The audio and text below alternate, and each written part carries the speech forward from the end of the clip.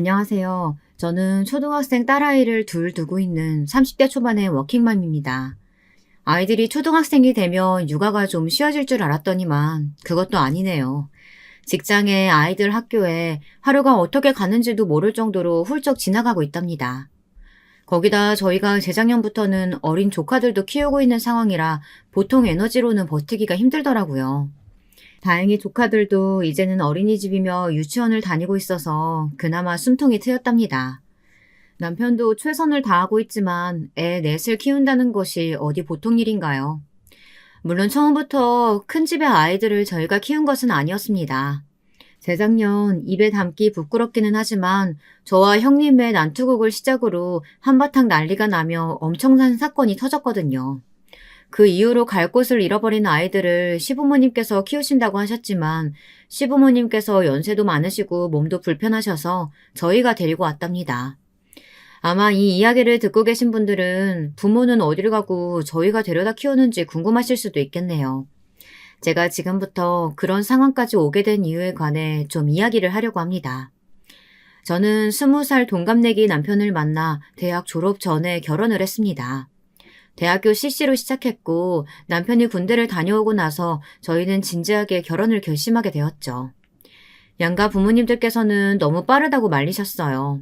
하지만 저희는 서로에게 확신을 가지고 있었기 때문에 결혼을 미루고 싶지 않았어요. 물론 겁이야 났죠. 새로운 세상이 열리는 것이나 마찬가지인데 무섭지 않을 리가 있나요? 당시에 무슨 배짱이었는진 몰라도 저희는 부모님의 우려를 뒤로하고 결혼식을 올렸답니다. 시집살이가 아예 없었다고는 말 못하겠네요. 요리도 제대로 못하고 살림에 관해서는 1도 모르는 애가 들어왔으니 시어머니 입장에서도 답답하셨을 거예요. 그래서 대학 졸업까지는 시댁에서 시부모님과 함께 살며 정말 많이 배웠답니다. 눈물 쏙 빠지게 혼나는 날도 있었죠. 그런 기억만 있는 것은 아니에요. 철없는 남편의 행동에는 저보다 더 길길이 뜨시면서 저 고생시키려고 데려왔냐고 아주 잡아먹을 듯이 남편을 혼내시기도 했었죠. 그래서 취업하고 독립했을 때는 살짝 아쉽기도 했답니다. 꽤나 울기도 많이 울었고요. 취업하고 정신없이 사는 동안 저희 부부 사이에는 아이도 태어났어요. 임신 기간부터 출산 이후까지 지방에 계시는 친정 부모님을 대신해서 시부모님께서 엄청 잘 챙겨주셨답니다. 이렇게 평범하디 평범한 저의 생활이 확 바뀐 것은 시아주버님의 결혼 때문이었습니다. 남편은 3남 1녀의 둘째였는데요. 위로 형님이 한 분 계시거든요. 그것도 나이 차이가 7살이나 나는 그런 형이었죠. 남편 아래로는 2살 터울인데 말이죠. 하여튼 시아주버님께서는 직업이 따로 있으신 건 아니었어요. 집에서 주식을 하시는 것 같은데 그 수입이 꽤나 짭짤한 모양이더라고요. 남편의 말로는 대학 졸업 이후 딱 3년 일하시고는 그 돈으로 주식을 시작하셨다는데 그 수입으로 생활이 될 만큼이라 따로 일을 하시지는 않는다고 했죠. 하여튼 그러나 시아주머님께서는 입버릇처럼 자신은 비혼주의자라고 하셨어요. 제가 처음 시집 왔을 때도 저더러 맏며느리나 다름없으니 시부모님께 신경 많이 써달라고 말씀하실 정도였어요. 그랬던 시아주버님께서 갑자기 덜컥 결혼을 하겠다고 하셨어요. 당연히 저를 포함한 시댁 식구들은 두 팔 들어 환영했답니다. 특히 시어머니께서 엄청 기뻐하셨죠. 큰아들이 이대로 나이가 들면 나중에 혼자 쓸쓸하지 않겠냐고 고민이 많으셨거든요. 그래서 결혼할 여자를 데려와 인사를 하겠다고 했을 때 저는 무슨 잔치가 벌어진 줄 알았답니다. 그냥 평범하게 한식집 예약해서 보면 좋을 텐데 시아주버님께서는 집으로 데려오겠다고 고집을 부리셨죠. 그 말에 또 우리 시어머니께서는 상다리 부러질 정도로 음식을 마련하셨고요. 솔직히 시아주버님이 너무했다 싶기도 했지만 음식을 마련하시면서 좋아하시는 시어머니를 보니 저도 묵묵히 도와드릴 수밖에 없더라고요. 드디어 약속된 시간이 되었고 시아주버님께서 형님을 데리고 등장하시는데 정말 가족들 모두 입이 떡 벌어질 수밖에 없었답니다. 시아주버님과 함께 등장한 형님은 진짜 나이를 가늠할 수 없을 정도로 앳된 얼굴을 하고 있었는데요.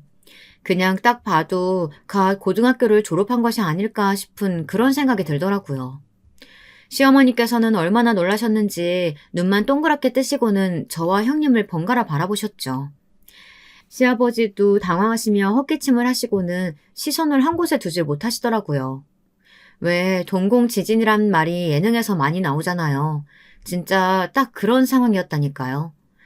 시아주버님께서는 그런 가족들의 분위기는 전혀 눈치채지를 못하신 것 같더군요. 술도 한 방울 안 마셨는데도 밝은 목소리를 내실 수 있다는 사실을 그날 처음 알았답니다. 인사해, 우리 가족들이야. 아버지, 어머니, 그리고 동생들이랑 재수씨. 내가 이야기했지? 나이 차이가 좀 나는 동생들 있다고. 안녕하세요. 처음 뵙겠습니다. 좀 더 빨리 만나 뵙고 싶었는데 이제야 인사드리네요. 어서 와요. 바쁜 사람 멀리까지 오게 한 건 아닌가 몰라. 들어와요.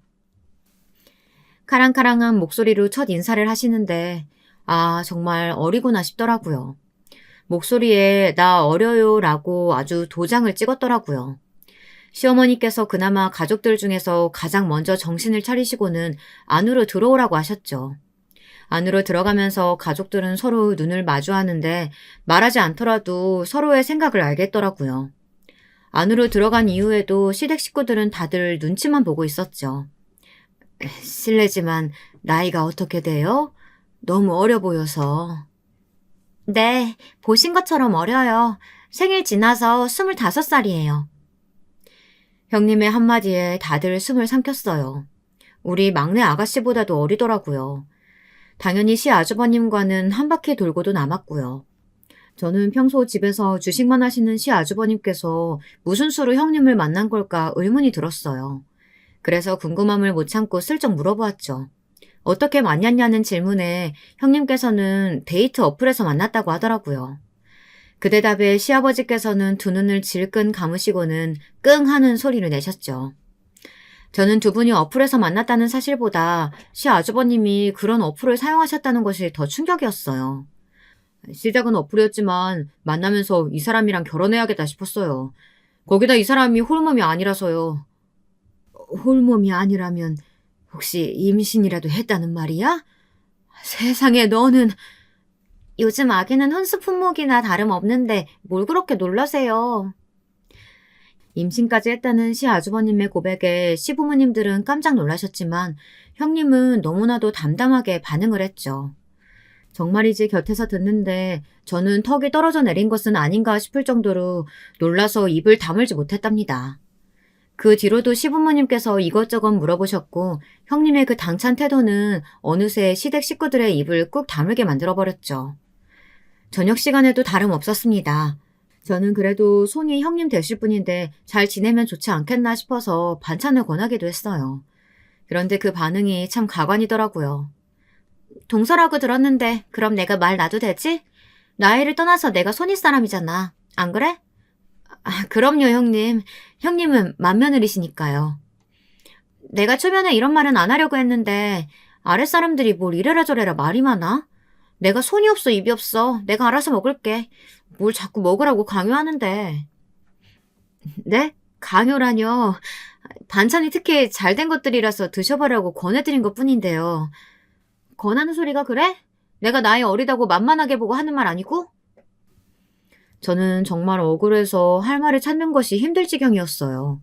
이건 무슨 뜬금없는 시비인가 싶었죠. 막말로 처음 보는 사이에 그것도 아무리 제가 손 아랫사람이라도 할지라도 나이가 10살 이상 차이 나는데 반말하는 것부터가 마음에 들지 않았죠. 거기다 모르는 사람들이 형님의 말을 들으면 제가 초면에 핍박이라도 한다고 생각할 거 아니겠어요. 사연을 들으시는 분들도 아마 형님께서 하신 말씀만 딱 놓고 보면 제가 무례했다고 생각들지 않으시겠어요?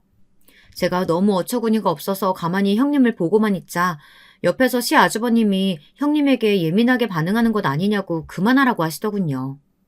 하지만 그 소리에 형님은 언성을 높이시면서 지금 자신이 무시를 당하는데 가족들 앞에서 자신의 편이 아닌 제 편을 드느냐고 하더군요.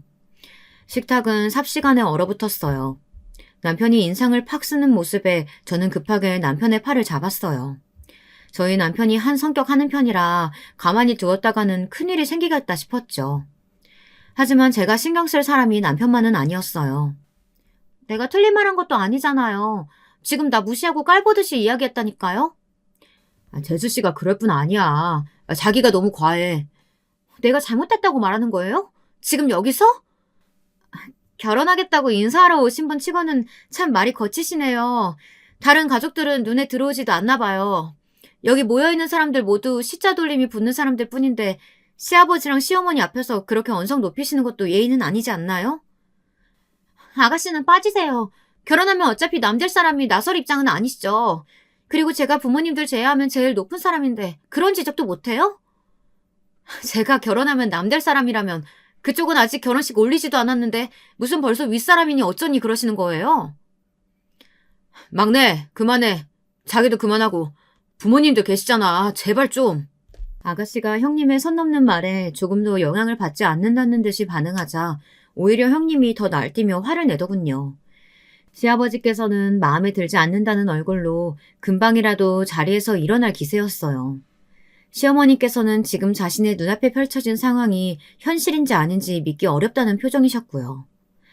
저는 어떻게든 이 상황을 수습하고 싶어 제 의도는 전혀 그런 뜻이 아니었다고 앞으로는 조심하겠다고 말했어요. 남편은 왜 제가 사과하는지 이해할 수 없다는 듯 제 옆구리를 찔렀지만 저는 그저 좋은 날이라고 생각하고 들떠계셨던 시부모님들께서 더 이상 기분 나빠하실 상황을 만들고 싶지 않았답니다. 그런데 그때까지 말이 없던 시어머니께서 조용히 한 말씀 하셨죠. 둘째의 말은 그저 음식 권하는 소리였을 뿐인데 그렇게 들렸다면 그 부분에 대해서는 할 말이 따로 없네. 그런데 아가씨, 우리 큰애랑 결혼할 사이라고 하니까 나도 첫째 며느리라 생각하고 말을 좀 놓을게. 네, 어머님. 그런데 정말 저를 업신여기는 말투였다고요. 내가 그 이야기 그만하라고 했을 텐데. 그리고 첫째보다 손 아래 사람인 것은 맞지만 나이는 훨씬 더 많으니까 반말을 쓰지 않았으면 좋겠다. 서로 존칭 써가면서 존중해주렴. 음식이 입에 안 맞으면 그냥 일어나도 괜찮으니까 식사 자리에서는 언성 높이는 일 만들지 말고. 형님은 시어머니의 부드럽지만 단호한 말씀이 마음에 들지 않는다는 듯이 인상을 찡그렸지만 강하게 제시하시는 시아주버님 때문에 결국은 입을 다물고 말았죠. 시아버지께서는 입맛이 없다고 하시면서 자리에서 일어나셨고 시어머니께서도 머리가 좀 어지럽다고 하면서 다음에 다시 봐서 이야기하자고 하시며 형님께 축객령을 내리셨답니다. 진짜 첫 인사 자리는 개판 그 이상도 이하도 아니었어요. 저는 그때 직감했습니다. 저는 형님과 좋은 사이가 될 수는 없겠다고 말이죠. 시부모님께서는 처음에 그렇게 반기셨던 것과는 다르게 시아주버님께 결혼을 진지하게 생각해보는 것이 어떻겠느냐고 말씀하시며 말리셨어요. 시아주버님께서는 형님이 아이를 가진 뒤 예민해져서 그런 것 같다고 말씀하시면서 앞으로는 이런 일 없도록 이야기해 두겠다고 하셨죠. 당연히 시부모님들은 그것이 문제가 아니라고 하셨지만 시아주버님의 의지를 꺾을 수는 없었어요.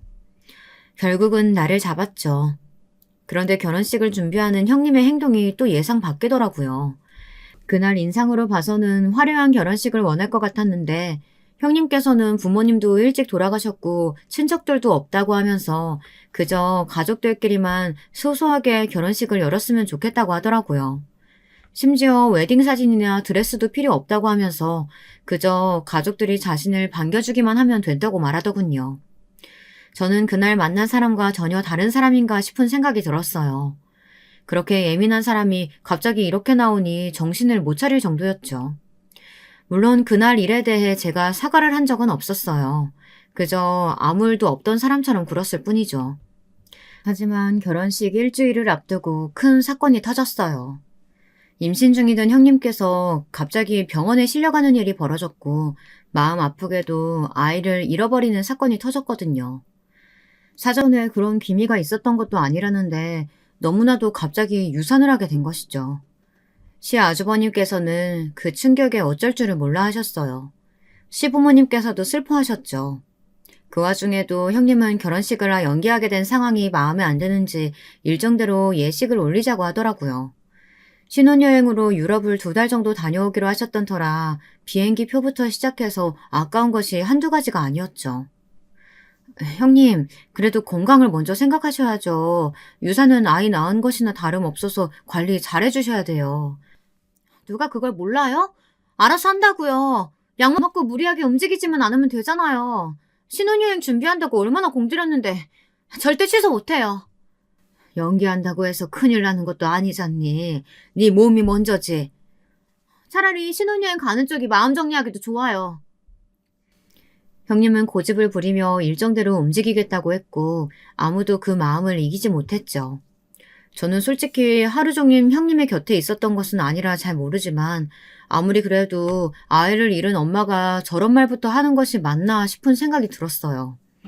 아무리 철이 없어도 그렇지 생명이 왔다가 갔는데 머릿속에 신혼여행뿐이라니 제 기준에서는 도저히 공감이 되지 않았죠. 물론 이런 제 생각을 입 밖으로 꺼낸 적은 없었어요. 다만 남편이 엄마라고 다 모성애가 생긴 것은 아니구나 하는 말을 하는 것을 보고 조용히 고개만 끄덕였죠. 형님은 자신이 원하는 대로 바로 신혼여행을 떠났어요. 당연히 떠나는 날까지도 형님은 아이에 대한 말을 한마디도 하지 않았죠. 그 상황을 슬퍼하는 사람은 다른 시댁 식구들 뿐이었답니다. 신혼여행에서 돌아온 형님께서는 무슨 선물을 그렇게 많이 사가지고 오셨는지 글자 그대로 양손 무겁게 오셨답니다. 형님은 가족들에게 선물이라고 하며 종이 가방을 하나씩 건네주더군요. 저는 별 기대하지도 않았어요. 제 것까지 챙겨올 것 같지는 않았거든요. 그런데 의외로 세심한지 저희 집 아이들 선물도 있더라고요. 좀 놀란 부분이었어요. 저는 뭘 사다 주면 좋을까 고민 많이 했거든요. 평소 옷 입고 다니는 것만 봐도 센스라고는 전혀 없어 보여서 엄청 고민하다가 골랐어요. 아무래도 이런 거라도 좀 들고 다니면 사람이 고급스러워 보일 것 같아서요. 형님, 말 참 이상하게 하시네요. 제가 옷 입고 다니는 게 어떻다고요.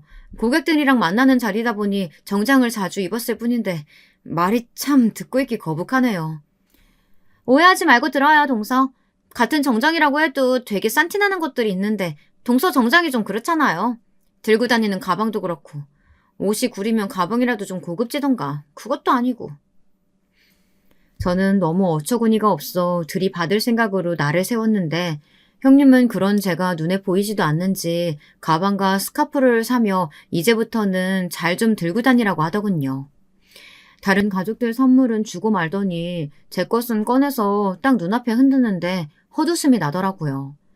형님께서 목에 힘을 주면서 사가지고 오신 가방은 제가 작년 가족여행 가서 사온 가방과 똑같았거든요. 심지어 제가 매일 들고 다니는 데일리 백이었죠. 시어머니를 모시고 몇 번이나 밖에서 형님을 만날 때도 들고 나갔던 것이었고요. 참 제대로 알지도 못하면서 어지간히 아는 척하고 싶었구나 싶더군요. 그 가방 둘째 언니 맨날 들고 다니는 가방 아니에요? 저번에 내 것도 같이 사왔잖아요. 그 브랜드인 것 같은데. 아가씨, 짝퉁이랑 진짜랑 구별 아직도 못하시나 봐요? 그게 어딜 봐서 그 가방이랑 같다고 그러세요? 아닌데. 둘째 언니도 좀 말 좀 해봐요. 이 가방 오늘도 언니가 들고 온 가방 아니에요? 아가씨는 눈치 없는 사람처럼 저더러 가방을 좀 가져오라고 했어요. 눈이 초롱초롱 빛나는 것이 딱 봐도 형님을 한 방 먹이고 싶은 사람의 얼굴이더라고요. 저는 웃으면서 형님에게 가방을 받아들었어요. 안 그래도 너무 오래 들고 다녀서 버리려고 했는데 형님 덕분에 같은 가방이 또 생겼네요. 국내에 매장이 없어서 수선도 못하고 어쩔 수 없구나 했는데 정말 감사해요. 잘 들고 다닐게요, 형님. 형님은 인정할 수 없다는 듯 이를 악물고는 저를 노려보았지만 저는 만면에 미소를 지으며 가방을 받아들였죠. 남편이 금방이라도 터질 것 같은 얼굴로 고개를 숙이고 있었지만 어깨가 들썩이는 것이 웃음을 참고 있는 것이 분명했죠. 그런 남편의 허벅지를 꼬집어주고는 자리에서 일어났어요. 주방에서 저녁 준비를 하는데 형님이 따라 나오셔서 저를 부르시더군요. 그리고는 다른 가족들 보는 앞에서 자신을 어떻게 망신 줄 수 있느냐고 따지셨어요. 저는 언성을 높이려는 형님을 바라보며 둘째 손가락을 입술로 가져가 조용히 하라는 모션을 했어요. 시어머니가 언제 들어오실지 모르는 주방에서 형님과 다투고 싶지는 않았거든요. 형님은 그런 저의 행동에 본인도 모르게 입을 꾹 다물었다가 제가 시키는 대로 했다는 사실에 자존심이 상한 듯 팔짱을 딱 끼고는 말했어요. 동서, 저번에도 말했던 것 같은데 윗사람한테 이래라 저래라 하는 행동 주의 좀 하지 그래요? 형님, 저는 시댁에서 형님과 언쟁하다가 시부모님께 두통을 안겨드리고 싶지는 않아서요. 그리고 제가 형님을 망신 준 것은 아니죠. 제 패션 센스가 어떠니 하면서 무시하신 쪽은 형님이시잖아요. 사실이 이야기했을 뿐이죠. 솔직히 동서 같은 패션 센스로 사회생활 할 수 있다는 사실이 믿겨지지 않을 지경인데 진짜 나라면 동서 같은 사람한테 뭘 맡기고 싶지는 않을 것 같은데 말이에요. 글쎄요. 제 패션 센스를 지적하기에는 형님께서도 제가 평소에 들고 다니던 가방을 선물해 주실 정도면 형님이나 저나 다름없어 보이는데 말이에요. 제 말에 발끈한 형님이 한 걸음 다가오시더군요. 저는 지지 않고 형님을 노려보았어요. 때마침 시어머니께서 주방에 들어오셨어요. 저녁 준비가 다 됐는지 보려고 들어오신 시어머니께서는 저와 형님이 마주보고 있는 모습에 상황을 금방 눈치채시고는 한숨을 내쉬셨죠. 형님은 방금까지 제게 날을 세운 것과는 정반대로 사근사근한 목소리를 내며 시어머니께 말을 걸었어요. 정말이지 사람이 어떻게 저렇게 확확 바뀌는지 온몸에 소름이 돋을 지경이었어요. 형님은 준비가 다 된 것 같다고 하면서 시어머니께 나가 계시면 저와 마무리하겠다고 했어요. 하지만 시어머니께서는 고개를 저으시더군요. 동서랑 제가 할게요. 이 많은 음식 준비하신다고 고생하셨잖아요. 좀 쉬세요. 낮에 둘째가 와서 다 했는데 내가 뭐 힘들 게 뭐가 있어. 그리고 첫째는 아직 여기 주방에 들어온 적 없어서 어디에 뭐가 있는지 잘 모를 테니까 같이 해서 빨리 준비하자. 너희 아버지 배고프시겠다. 다 했어요, 어머님. 이제 밥이랑 국만 준비하면 끝이에요. 그나저나 오늘도 아버님 반주하시면 안 될 것 같은데. 그쵸? 반주? 반주가 뭔데요? 너희 시아버지가 저녁 드실 때마다 술을 한 잔씩 곁들이시거든. 그런데 둘째가 저번에 건강검진 권해서 다녀왔는데 술을 줄이라고 하더라고. 형님은 반주의 뜻도 잘 몰랐는지 시어머니의 말에 얼굴을 붉히더군요. 요즘 사람들 한자어에 관심이 없다 보니 모르는 단어들도 많다고 들었는데 그 상황을 실제로 앞에서 보게 될 줄은 몰랐어요. 괜히 아는 척했다가 또 저를 무시했니 어쩌니 할까봐 저는 고개를 돌리며 급하게 밥과 국을 담았죠. 그 일 때문인지 모르지만 형님은 저녁 식사 내내 딱히 이렇다 할 만한 행동 없이 조용히 잘 넘어가더군요. 저는 집에 오는 길에 남편에게 이야기해주고는 아무래도 앞으로 형님과 부딪힐 일이 많을 것 같아서 걱정이라고 말했어요. 남편은 아직 철이 없어 그런다 생각하고 어느 정도는 받아주라고 하더군요. 대신 둘 사이에 있었던 일은 꼭 자신에게 말해달라고 했답니다. 자기한테 이야기한다고 뭐가 달라지는데 왜? 내 편 들어서 같이 싸워주게? 당연하지. 형 얼굴 봐서 넘어갈 수도 있겠지만 형수님 아무래도 좀 이상하잖아. 무슨 자기한테 자격지심이 있는 것도 아니고 이러다 자기 숨 쉬는 것 가지고도 뭐라고 하겠던데? 저는 무슨 소리를 그렇게 하느냐고 대답은 했지만 속으로는 형님이라면 그럴 수도 있겠다 싶었답니다. 그래서 앞으로 크게 부딪힐 일은 만들지 않도록 조심을 좀 해야겠다고 다짐했죠. 그런데 제 의지와는 상관없더라고요. 물론 손뼉도 마주쳐야 소리가 난다고 하지만 혼자 휘둘러도 소리는 나잖아요. 저와 형님의 관계가 딱 그랬답니다. 그 뒤로도 형님은 마주칠 때마다 저한테서 꼬투리라도 하나 잡아 물어뜯을 기세로 덤벼들었어요. 그런 형님이 귀찮기도 했고 갈수록 유치해지는 것에 어디까지 장단을 맞춰줘야 하나 싶어 한숨이 나오기도 했답니다. 그런데 그 와중에 몇 번은 정말이지 형님이고 나발이고 다 때려치우고 제대로 들이받을까 싶은 순간이 오기도 했어요. 시댁에서는 제사를 집에서 지내셨는데요. 그렇다고 시부모님께서 거창하게 제사 음식을 차리시는 것은 아니었어요.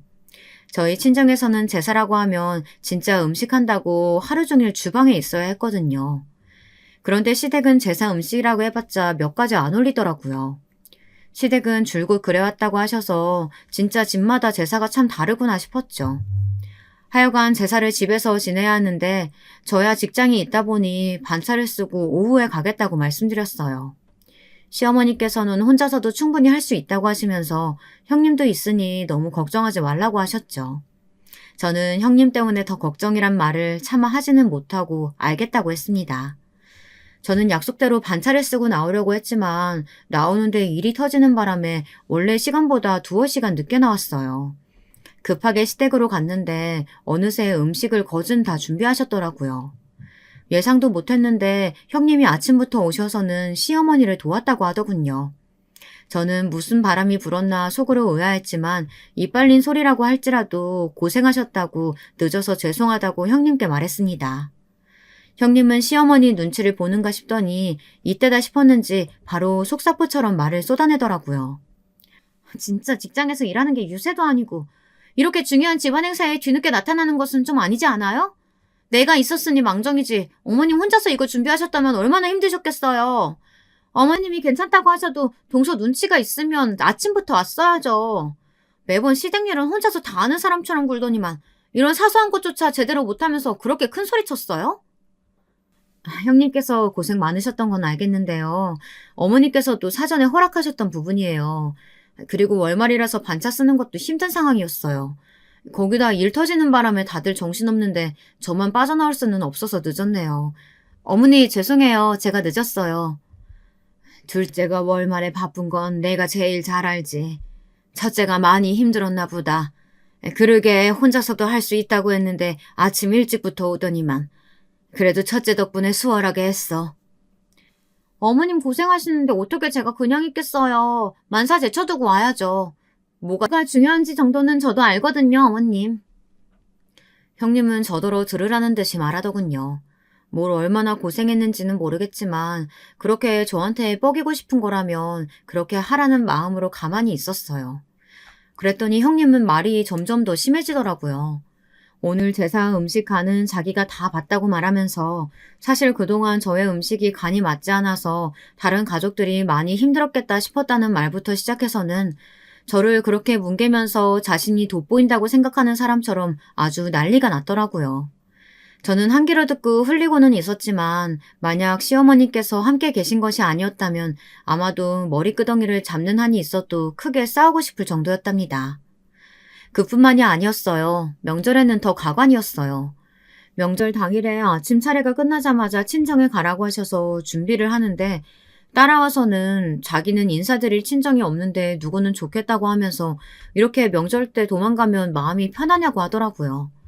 진짜 친정에 가는 것이 무슨 도망인지는 모르겠지만 어처구니가 없더군요. 저는 대꾸조차 할 필요성을 못 느껴 남편과 친정으로 왔는데요. 문제는 그날 저녁이었어요. 아가씨로부터 시어머니께서 쓰러졌다는 연락을 받았죠. 저와 남편은 깜짝 놀라 헐레벌떡 병원으로 달려갔습니다. 이게 무슨 일이냐고 물어봤더니 혼자 계시다가 순간적으로 마비가 오신 것 같다고 하더군요. 깜짝 놀랐어요. 연세가 있으시다 보니 큰일로 번지지 않을까 걱정했는데 다행히 그 정도는 아니었죠. 남편이 정식 수속을 하는 동안 저는 가족들 사이에 형님이 보이지 않는다는 것을 깨달았어요. 형님은 어디로 가셨는지 물었지만 아는 가족들이 하나도 없었죠. 아가씨 말로는 저희가 가고 나서 시부모님께서 시아주버님과 형님도 집에 가서 쉬라고 보내셨다는데 시아주버님만 와 계시더군요. 시아주버님은 형님이 잠깐 볼 일 있다고 해서 나갔다고 하시는데 연락도 안 된다고 하시더라고요. 형님을 다시 보게 된 것은 다음날 저녁이었어요. 꼬박 하루가 지난 것이나 다름없었죠. 그 시간 동안 왜 연락이 안 되었는지도 의문이었지만 외박이나 다름없는 이 상황에 대해 시아주버님도 별 말씀이 없으시다는 것이 의아했답니다. 시아주버님은 최근 형님께서 새로 일을 시작해보실 생각으로 자주 집을 비웠다고 하시면서 별일 아니라고 했습니다.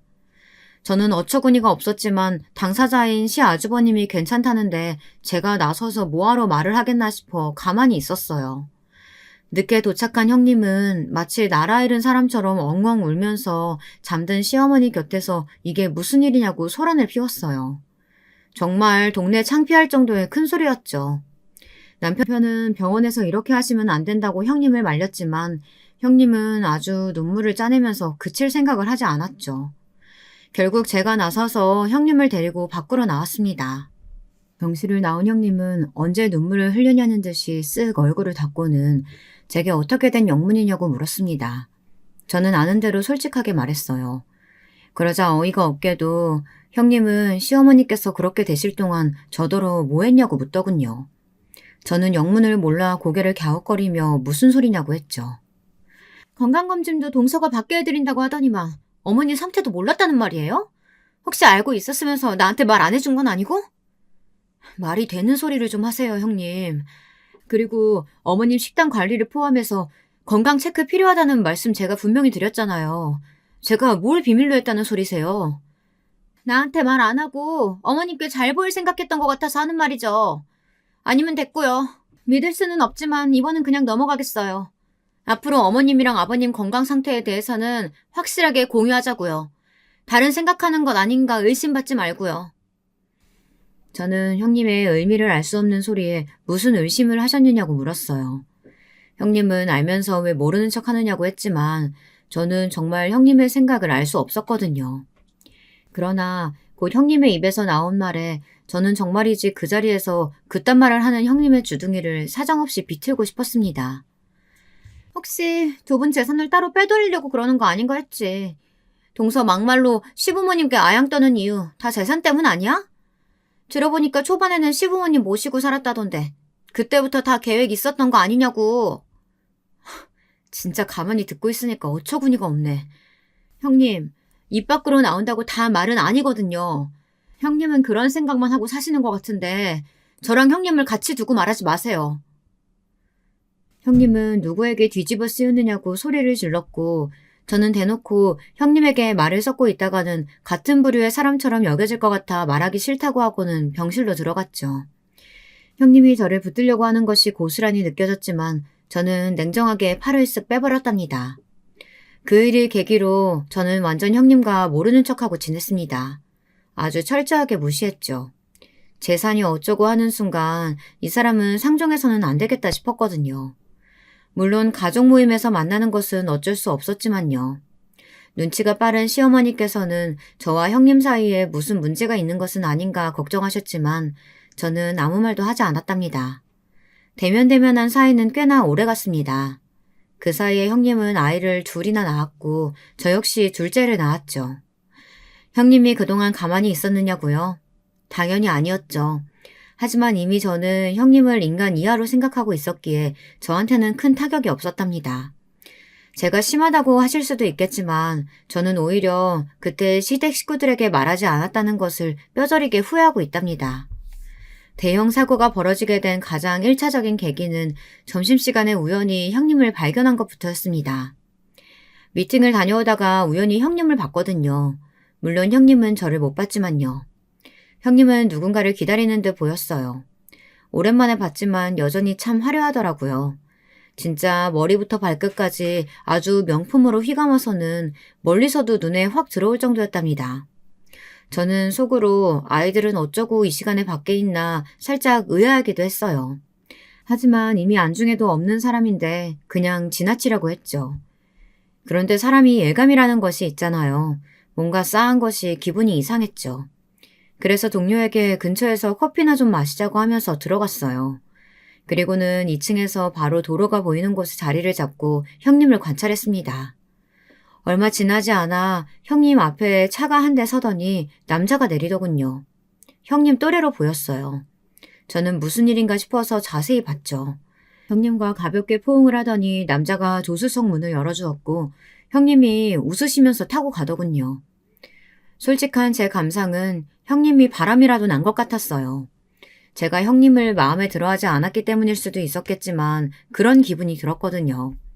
하지만 증거라고 할 것은 하나도 없었죠. 저는 찝찝한 기분이 들었지만 우선은 좀 더 두고 봐야겠다고 생각하고 넘겼어요. 하지만 이 시간에 형님은 어디로 가는 걸까 궁금해졌죠. 이날의 일은 며칠이 지나도 잊혀지지 않았어요. 계속 떠올랐죠. 문제의 난투극은 그 일이 있고 얼마 되지 않아 생겼습니다. 원래 해마다 시댁에서 김장을 했거든요. 아주 살얼음 판을 걷는 그런 날이나 다름없었죠. 저와 형님이 마주하는데 평탄할 일이 있겠습니까? 그런데 형님이 요리조리 김장하는 날만 되면 나타나지 않더라고요. 이런저런 핑계를 대는데 저는 오히려 좋았어요. 보기 싫은 사람을 안 봐도 되니까요. 그런데 이번 김장에 형님이 온다고 하더라고요. 대신 제가 좀 늦게 가게 되었죠. 동료 중 하나가 상을 당하는 바람에 제가 어쩔 수 없이 미팅을 다녀왔어야 했거든요. 그래서 오후 늦은 시간이 되어서야 시댁에 도착할 수 있었습니다. 집안은 온통 김장 준비로 발 디딜 틈이 없었죠. 그나마 제가 절인 배추를 주문해둔 덕택에 시간은 좀 줄었지만 그래도 할 일은 많잖아요. 저는 늦어서 죄송하다고 말하며 다급히 앞치마를 챙겨서는 시어머니께 다가가 남은 것은 제가 하겠다고 하며 들어가서 쉬도록 권했죠. 아가씨도 제가 손이 빠르니 금방 할 수 있을 것 같다고 하면서 시어머니를 부축하며 일어났고요. 그렇게 시어머니께서 들어가시고 저는 자리를 잡았습니다. 형님은 서툰 손놀림으로 양념을 절인 배추에 묻히고 있더군요. 그 모습에 며칠 전의 장면이 떠올랐지만 저는 말하지 않고 조용히 빠르게 일을 시작했어요. 동서는 늦었으면서 미안하다는 말도 없어? 사람이 왜 그렇게 예의가 없어? 늦을 수밖에 없다고 미리 연락드렸잖아요. 그리고 오자마자 죄송하다고 했는데 형님은 못 들으셨나 봐요. 아니, 어머님께 말고 나한테 말이야. 나한테 사과해야 될 거 아니야. 형님께요? 형님께 왜요? 형님도 오신 지 1시간도 안 되셨잖아요. 제가 회사에서 나올 때 어머님께 전화드렸는데 형님도 안 오셨다고 하던데요. 제 지적에 형님이 할 말을 잃은 듯이 하더니만 그래도 자신이 먼저 왔으니 사과는 해야 하지 않겠느냐고 하더군요. 저는 건성으로 미안하다고 한마디 하고 말았죠. 하지만 제 이런 말이 형님의 발작 버튼이라도 누른 것인지 벌떡 일어나서는 들고 있던 배추를 제 쪽으로 던지더라고요. 양념이 사방으로 튀었죠.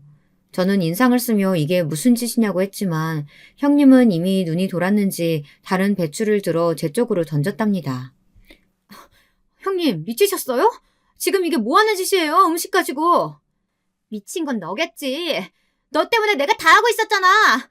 그런데 뻔뻔하게도 사과도 없이 뭐라고? 형님이 하기는 뭘 했다고 다 했단 소리라세요. 진짜 어처구니가 없어서. 적당히 좀 하세요. 그렇게 어설프게 일하면서 큰 소리는. 제 말에 형님은 화가 나셨는지 알 수 없는 소리를 지르며 제게 달려들더니 제 뺨을 때리더군요. 정신이 번쩍 들었어요. 아주 별이 보일 정도였죠. 어찌나 손이 매운지 귀가 멍하더라고요. 하지만 저는 이 순간을 기다린 사람처럼 바로 손을 뻗어 형님의 머리끄덩이를 잡았어요. 형님이 먼저 시작했어요. 이거 쌍방인 거 아시죠? 뭐가 어쩌고 어째? 이거 안 나? 내가 너 가만히 안 둬? 저는 형님이 발버둥 치는 것을 피하면서 머리털을 다 뽑아버릴 기세로 이리저리 흔들었어요. 제가 손하기 힘이 많이 센 편이라 형님은 아프다고 고래고래 소리를 질렀어요. 제 손을 떼어내려고 손톱을 세워 휘둘렀지만 저는 그 손마저 붙잡고는 세게 이리저리 흔들었죠. 형님은 제가 흔드는 대로 이리저리 휘둘렸고요.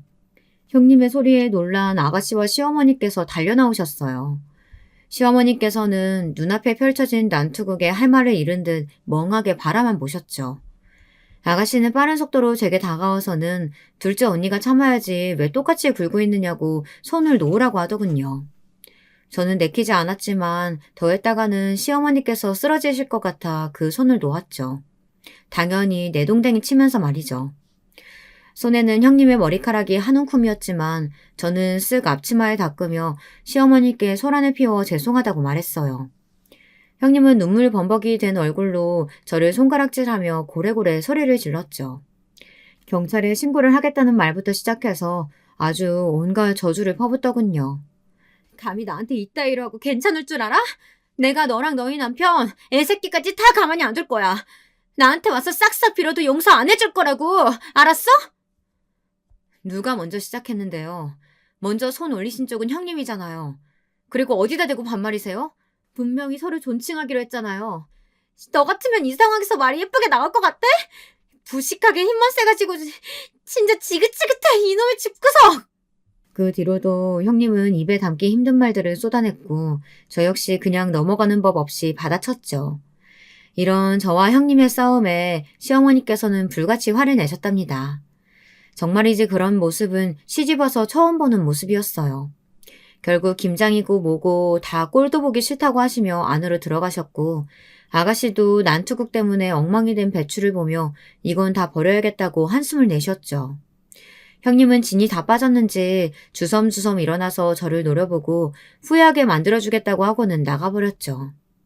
아가씨는 좀 참지 뭐하러 여기까지 상황을 만드느냐고 했지만 저는 솔직히 속이 좀 시원했어요. 한 방 먹여준 기분이 들었거든요. 하지만 그 난투극이 있던 며칠 뒤 형님은 저에게 맞아서 생긴 상처라고 하면서 말도 안 되는 진단서를 끊어 집으로 보냈더군요. 아니 머리 좀 잡아당겼는데 갈비뼈에 금이 가고 얼굴에 멍이 들었다고 하는데 저는 어처구니가 없었죠. 그날 그렇게 갈 때만 하더라도 상처 하나 없이 씩씩거리며 나간 사람이 형님이었거든요. 그런데 갑자기 저 때문에 병원에 입원했다니 누가 믿겠습니까? 거기다 피해 보상금이라고 5천만 원을 요구하는데 그냥 가만히 있을 수가 없었죠. 5천만 원이요? 제가 왜요? 형님, 이 진단서 맞기는 해요? 뺨을 맞은 쪽은 저거든요. 얼굴에는 손 하나 댄 적도 없는데 얼굴에 멍이 들었다고요? 그럼 내가 거짓말했다고? 내가 말했지? 후회하게 해준다고. 이 진단서 온 동네 다 뿌려버리기 전에 닥치고 우선 5천만 원이나 가져와. 정신적 피해 보상금은 따로 받을 테니까. 지금 해보자는 거죠? 제가 순순히 돈을 낼 것 같아요? 그건 알아서 하고. 그나저나 그 집 애들 미래도 참. 엄마라는 인간이 무식하게 힘으로만 해결하려고 하는데 뭘 배우겠어?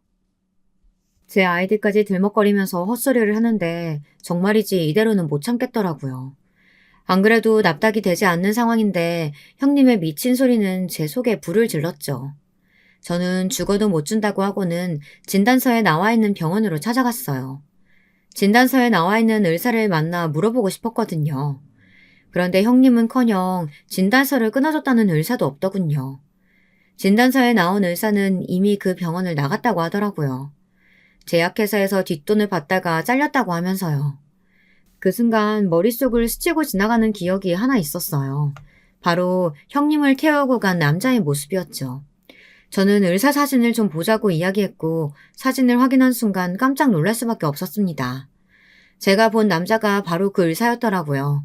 저는 그 길로 아가씨에게 찾아가 모든 이야기를 했습니다. 아가씨가 변호사라 상담할 사람이 아가씨뿐이었거든요. 아가씨는 문서 위조에 진단서를 핑계로 제게 돈을 요구했다는 것은 경찰에 신고할 문제라고 하면서 분노하였습니다. 저는 형님께는 절대 돈을 줄 수 없다고 했고 아가씨는 자신이 맡아서 해주겠다고 하며 저에게 절대로 형님을 상대하지 말라고 하더군요. 아가씨가 나서서 해결해 주신다는 것이 좀 미안하기는 했지만 저는 시키는 대로 가만히 있었답니다. 그렇게 이 상황이 엄청난 사건을 몰고 올 줄은 꿈에도 생각하지 못했어요. 갑자기 아가씨가 일이 커져버렸다고 하면서 아는 검사가 좀 만나자고 한다고 같이 가자고 하잖아요. 도대체 왜 검사가 튀어나오는지 몰랐지만 저는 아가씨가 하자는 대로 움직였죠. 영문도 모르고 따라가서 검사님을 만나고 저는 너무 충격적인 이야기를 들었습니다. 우선 진단서의 의사는 이미 의료 과실로 인해 재판 중인 사람이더군요. 하지만 제가 놀란 것은 그 부분이 아니었어요. 이미 제약회사 뒷돈 이야기를 들었을 때부터 제대로 된 의사는 아니겠다 싶었거든요. 제가 놀란 점은 형님이었어요. 형님은 아예 제가 아는 사람이 아니었어요. 거기다 그 의사라는 놈이랑 결혼까지 한 상태였고요. 어안이 벙벙했어요. 아가씨는 거의 숨이 넘어갈 정도로 화를 내더니 당장 시 아주버님께 전화를 걸어 모든 이야기를 했죠. 저는 이런 사실들을 시 아주버님께서 모르고 계셨다는 것이 믿기지 않았어요. 아니, 혼인신고도 했을 테고 등본만 떼봐도 다 알 수 있는 일을 아이 둘이나 낳을 때까지 몰랐다는 것이 말이 되냐고요. 알고 보니 아이들은 시 아주버님 아래에 올라와 있었어요. 결혼한 기록도 없는 시 아주버님 밑으로 말이죠. 정말 욕이 저절로 나오더군요. 이 사실을 알고 시아버지께서는 쓰러지셨고 시어머니께서도 별반 다르지 않았죠. 시아주머님은 아예 문을 걸어 닫고는 방 밖으로 나오려고 하지 않으셨고요. 아이들을 봐서라도 정신 차려야 한다고 남편이 몇 번이나 찾아갔지만 소용이 없었죠. 결국 남편이 우리 집으로 아이들을 데려왔답니다. 정말이지 믿을 수가 없겠지만 이 모든 일이 일주일 사이에 벌어졌어요. 저는 무슨 일이 있어도 형님을 잡아야겠다고 생각했어요. 하지만 제가 사실을 알고 있다는 것을 어떻게 들었는지 돈을 요구하던 형님은 쥐 죽은 듯이 조용해졌고요. 그래도 형님이 모성애가 있으면 애들 보러 오지는 않을까 싶었는데 그런 생각이 조금도 없는지 그림자도 보이질 않더라고요. 저는 초조한 마음으로 하루라도 빨리 잡히기를 기도하면서 기다렸습니다. 사건이 터진 뒤 3개월 정도 지났을까요? 드디어 형님이 붙잡혔다는 소리가 들렸어요. 너무나도 반가운 소식이었죠. 저는 한달음에 경찰서로 찾아갔죠. 평소와 다름없는 형님이었어요. 그리고 함께 있던 남자는 그 의사놈이었고요. 저를 발견한 형님은 무슨 짐승들이나 낼 법한 소리를 지르며 모든 것이 저 때문이라고 하더군요. 나중에 알았지만 형님은 처음부터 재산을 노리고 시 아주버님께 접근을 했답니다. 우연히 어플에서 알게 된 시아주버님이 주식으로 성공해서 별다른 직업도 없는 사람이라는 것을 알고 유혹을 해 재산을 남몰래 따로 옮기고 있었던 것이었죠. 실제로 시아주버님 재산의 절반은 이미 명의가 의사놈으로 바뀌어져 있더라고요. 제가 의문이었던 것은 그렇게 재산을 노린 사람이 아이를 낳고 살았던 이유를 모르겠더라고요. 하지만 유전자 검사를 하니 첫애만 시아주버님의 아이지 둘째는 아버지가 누군지 알 수가 없었어요. 그 의사놈의 자식도 아니었다는 것이 너무나도 충격이었답니다. 이 모든 것을 다 알게 된 시아주버님은 정신이 나간 사람처럼 며칠을 우시더니 소리 소문도 없이 사라지셨어요. 아이들 둘만 남기고 말이죠. 양육비는 충분히 보내줄 테니 잘 키워달라고 하더군요. 저는 솔직히 시아주버님이 불쌍하다는 생각은 들지 않았어요. 아이들을 이렇게 무책임하게 버리고 자기 아픔만 생각하는 사람이 뭐가 불쌍하겠어요. 아이들이 가엾죠. 형님은 법적 처벌을 받는다는데 뭐 그건 저희와는 아무 상관이 없지 않겠습니까? 그저 친권 정리만 빨리 처리했죠. 친권도 정말이지 어처구니가 없더라고요. 조금의 망설임도 없이 포기하더군요. 자기가 낳았지만 솔직히 짐이었다고 하면서 말이죠. 만약 제가 그 자리에 있었다면 아마도 형님의 뺨을 몇 대는 올렸을 거예요. 아무것도 모르는 아이들을 대신해서 말이죠. 하여튼 저의 난투극이 불러온 것이나 다름없는 이 대사기극은 아마 영원히 잊지 못할 것 같습니다. 저의 사연 끝까지 들어주셔서 감사합니다. 여러분, 두 번째 사연 시작하기 전에 좋아요, 구독 꼭 눌러주실 거죠? 그럼 두 번째 사연 바로 시작합니다. 안녕하세요. 굉장히 두서없는 사연글이 될까봐 걱정이 앞서지만 제가 사연에 빠지다를 보면서 늘 한 번쯤은 나도 사연을 보내보고 싶다는 바람을 품고 있었거든요. 소소하기도 하고 어찌 보면 크기도 한 이 바람을 실현해보고 싶다는 일념하에 사연을 신청해보게 되었습니다. 저는 그냥 나이 많은 아줌마예요. 아직 할머니라 불릴 정도는 아니라고 스스로 그렇게 생각을 하고 있네요. 제가 작문 공부를 해본 것도 아니고 그저 사연에 빠지다의 애청자, 그리고 독서를 즐겨 하는 것만 믿고 배짱을 부리면서 사연을 적어보는 것이니 내용이 좀 왔다 갔다 하고 정신이 없어지더라도 부디 너른 이해를 부탁드릴게요. 왜냐하면 제가 배움의 끈이 길지는 않은 사람이었거든요. 저는 일남일녀의 집안에 장녀로 태어나고 자랐습니다.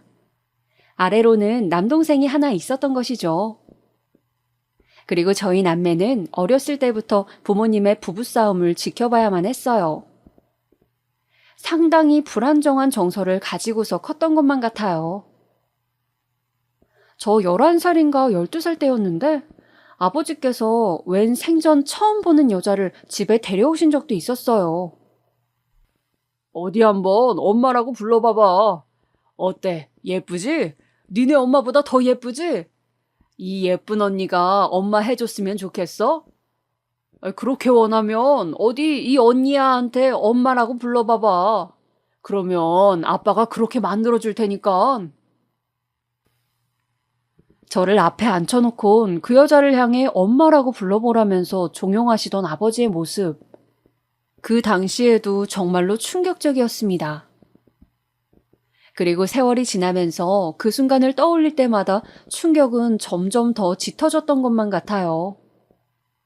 저는 아버지라는 존재에 대해 그 어떤 기대감이나 존경심을 가지고 있지 않았습니다. 사춘기에 들어서면서부터는 완벽하게 그렇게 되었죠. 저 중학교 재학 중에 아버지는 기어이 집을 나가셨습니다. 없는 형편에서 그나마 집에 있던 일말의 현금, 그걸 다 챙기신 채로 말이죠. 허망하게 앉아있는 엄마를 달래드리는 건 저의 몫이었네요. 엄마, 차라리 잘된 걸지도 몰라요. 그 사람은 우리한테 아빠 같지도 않은 아빠였어요. 나는 그런 아빠는 필요 없다고요. 그냥 우리끼리 잘 살아요. 네? 삶에 대해 의지를 놓아버리시는 듯 했던 엄마는 다시 기운을 내기 시작하셨고 저희 남매를 위해 부지런히 일을 다니셨습니다. 아버지라는 불행이 떠나간 뒤에 그 자리를 채운 것은 남동생이었습니다. 저는 진짜 그 녀석이 그렇게 잘할 줄은 몰랐어요. 마치 피는 못 속인다는 말을 증명하기라도 하는 것처럼 남동생은 아버지가 떠나신 이후로 지독한 사춘기를 겪으며 천하의 문제아가 되어갔습니다. 저랑 엄마가 결이 비슷한 사람이었다면 남동생은 아버지의 나쁜 성적을 물려받은 자식이라고 할 수 있었죠. 남동생은 불량한 친구들과 어울려 다니면서 사고를 치고 다니기 시작했습니다. 고등학교를 몇 번이고 그만두려고 했는데 엄마가 눈물로 호소하며 빌다시피 해서 간신히 다녔고요. 그런 와중에도 고등학교 재학 중에 크고 작은 사고들을 많이 쳤습니다. 그리고 나서 고등학교를 졸업하고 성인이 되자마자 사고 치는 규모를 압도적으로 키워갔어요. 그 녀석이 20살이 되자마자 저희 집에는 500만 원가량의 빚이 생겼습니다.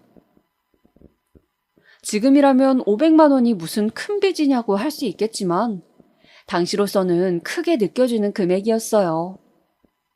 특히나 엄마의 수입이 적은 편이었고 저 또한 당시 사회초년생으로서 얼마 못 벌던 시절이었으니까요. 차라리 사고를 못 치는 환경에 묶여 있으면 나을까 싶었습니다. 남동생이 군입대를 했을 때 엄마와 저는 이제 앞으로 최소 2년 이상은 걱정거리가 없을 것이라고 생각했어요. 하지만 남동생은 휴가를 나와서는 도박장에 출입을 하였습니다. 나중에 늘어난 빚을 알게 되었을 때 얼마나 허무하고 어이가 없었는지 몰라요. 진짜 미안해. 숨기려고 숨긴 건 아니었고 그냥 엄마랑 누나한테 손 벌리기 싫어서 나 혼자 해결하고 싶어서 그래서 지금까지 말을 못하고 있었던 거야. 남동생이 엄마랑 제 앞에서 눈물을 아주 질질 짜면서 그렇게 말했을 때 저는 전혀 공감이 가지도 않았고 그 모습이 불쌍하게 보이지도 않았어요. 하지만 엄마는 창창한 당신의 아들 그 앞길을 막을 순 없다면서 어떻게든 그 빚을 우리가 갚아줘야 한다고 하였습니다. 우리, 그러니까 저랑 엄마가 말이죠. 저는 피 같은 돈을 그딴 도박빚 갚는 데 써야 한다는 사실이 믿어지지가 않았습니다. 이번 한 번만 우리가 해결해주자. 걔가 무슨 능력이 있어서 자력으로 그 빚을 청산하겠니? 우리가 도와줘야지, 어? 엄마, 진짜로 이번 한 번만이야. 안 그러면 걔 도박하는 그 버릇 절대로 못 고쳐. 그래, 나도 알아. 나도 그렇게 생각해. 그러니까 이번만 우리가 도와주기로 하자. 이번 한 번뿐이라고 간절하게 호소하는 엄마를 외면할 수가 없었습니다. 엄마가 무슨 죄가 있다고요? 그래서 진짜 있는 돈 없는 돈 다 털어서 남동생의 빚을 다 갚아주었습니다. 그거 갚는 동안에 허리띠를 얼마나 졸라매고 살았는지 모릅니다. 오만 개고생을 다 했던 것만 같아요. 그리고 남동생은 집에서 탱자탱자 놀기만 했습니다. 세워라 내워라 하면서 아무런 생산적인 활동도 하지 않았고요. 군대 전역하고 나서 1년이 되도록 그러고 있는 것에 저의 인내심은 바닥이 났습니다. 정말 어쩜 그렇게 자기 엄마, 자기 누나한테 기생하면서 등쳐먹을 생각뿐이던지요. 그래도 보면 너무 마음이 짠해. 하지만 엄마의 생각은 저와는 조금 달랐죠. 그렇게나 남동생을 불쌍히 여기셨어요. 따뜻한 밥 먹여주고 과일 깎아주고 애지중지 고기 반찬 해주는데 그런 대접 받으면서 남동생이 정신을 차릴 리는 만무했죠. 지금 생각해봐도 정말 어이가 없네요. 남동생 문제로 애꿎은 엄마와 저의 사이만 결국 나빠지게 되었습니다. 할 일 없이 놀러 다니던 남동생이 또 도박을 해서 돈을 날렸거든요. 자기 돈도 아니면서 말이죠.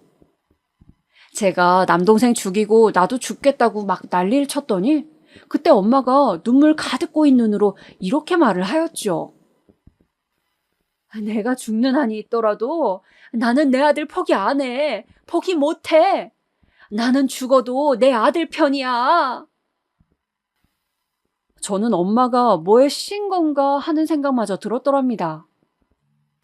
남동생을 비호해주고 그 돈을 다시 갚아주겠다고 하는 것 자체가 말이 안 되는 상황이었어요. 그러면서 게다가 엄마는 남동생의 빚을 제가 갚아주기를 바랐습니다. 너 아니면 그럼 돈 나올 데가 어디에 있단 말이니? 누가 뭐라고 해도 네 동생이잖니? 너무 황당했죠. 더 이상 말이 안 통하겠더라고요. 그냥 이 모든 상황에서 저는 빠지고자 하였습니다. 남동생은 그런 주제에 엄마에게 잘하는 효자도 아니었고 저에게 고맙다는 인사 한번 할 줄 모르는 무례한이었거든요. 둘이서 나락으로 빠지든 말든 저는 상관하지 않고 벗어나고자 하는 결심을 하게 되었습니다. 어렸을 적 부모님의 부부싸움을 늘 보고 자라왔을 때부터 어쩌면 저는 이 지긋지긋한 집구석을 탈출하는 게 일생일대의 목표였는지도 모르겠어요. 자, 여기까지가 바로 제가 결혼하기 이전 아가씨 시절에 겪은 친정의 이야기라고 할 수 있겠습니다.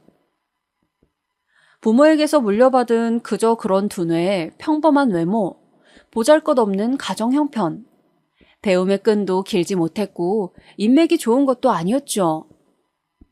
천운이 따라줘서 길이 잘 트인 것도 아니었습니다.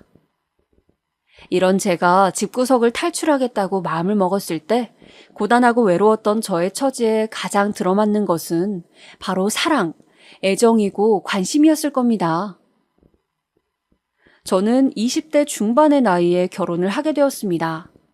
짧게 만난 그런 상대와 냉큼 결혼까지 할 생각이나 배짱은 없었어요. 그러나 만나던 도중에 뱃속에 생명이 들어섰고 그걸로 인해서 결혼을 하게 된 경우였습니다. 내 배 안에 생명이 자라고 있다니 믿어지지가 않아. 이 아이가 태어나면 내가 엄마가 되는 것이구나. 갑작스러운 소식이기는 했지만 저는 생명을 잉태하게 된 사실에 무척 기뻤습니다. 신기함과 감동이 앞서기도 하였고요. 그러나 후회라는 단계가 찾아오기까지는 그리 오랜 시간이 걸리지 않았습니다. 결혼은 지독한 현실이었고 육아는 그보다 더한 지옥이었으니까요. 애초에 결혼이나 출산, 육아를 생각하고 연애를 시작했던 게 아니었기 때문에 더욱 그랬던 것 같아요. 모든 상황이 저에게 낯설었습니다. 남편은 이남 집안의 차남이었고요. 그 장남, 그러니까 저에게는 아주버님이 살짝 개차반 같은 스타일이었어요. 그 당시에도 저는 그렇게 느꼈습니다. 그래서인지 시부모님은 두 분 다 차남인 제 남편을 더 아끼시고 가까이 하시는 게 보였습니다. 아주버님은 당시에 아직 미혼이셨죠. 하지만 어디까지나 아주버님에 비해서 사람이 괜찮았다 뿐이지 남편도 썩 그렇게까지 좋은 사람은 아니었더라고요. 제가 주인공이 되어서 제 마음대로 적어보는 사연이니까 솔직하게 밝혀보자면 첫 아이를 낳고 나서부터 저는 바로 후회를 하였습니다. 이런 남자일 줄 알았다면 내가 만나지 말았을 것을. 내 발등을 내가 찍었구나. 집구석을 탈출하는데 급급해서 엄마와 남동생의 꼴을 보기 싫다는 생각에 사로잡혀서 내가 모든 걸 서둘러 버렸고 스스로 그르쳐버렸구나. 하루가 다르게 커가면서 예쁜 짓을 해대는 아기를 보면 마음이 스르르 풀어졌고 힘을 낼 수 있었지만 육아에 별 도움도 되지 않고 심적으로 기댈 수도 없는 남편의 존재를 느낄 때면 서러움이 밀려들었습니다. 저 스스로 걸려들어온 길이었으니 누구의 탓도 할 수 없다는 것이 당시로서는 가장 괴로웠던 것 같네요.